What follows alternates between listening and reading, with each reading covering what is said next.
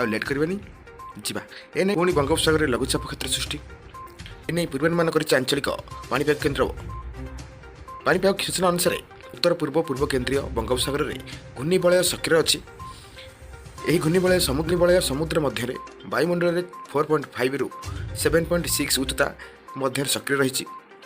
ଏହି ଘୂର୍ଣ୍ଣିବଳୟ ପ୍ରଭାବରେ ଉତ୍ତର ବଙ୍ଗୋପସାଗରରେ 18 ତାରିଖ ବେଳକୁ ଲଘୁଚାପ କ୍ଷେତ୍ର ସୃଷ୍ଟି ହୋଇ 20 ତାରିଖ ବେଳକୁ ରାଜ୍ୟରେ ଛୁଇଁବ ବୋଲି ଆଜିଠୁ 3 ଦିନ ମଧ୍ୟରେ ରାଜ୍ୟରେ କେତେକ ଜିଲ୍ଲାରେ ପ୍ରବଳ ବର୍ଷା ହେବାର ସମ୍ଭାବନା ରହିଛି। ଏଥିପାଇଁ ୟେଲୋ ୱାର୍ଣ୍ଣିଂ ଜାରି କରିଛି ଭୁବନେଶ୍ୱର ଆଞ୍ଚଳିକ ପାଣିପାଗ କେନ୍ଦ୍ର। 17 ତାରିଖରେ କେନ୍ଦୁଝର, ମୟୂରଭଞ୍ଜ, ବାଲେଶ୍ୱର,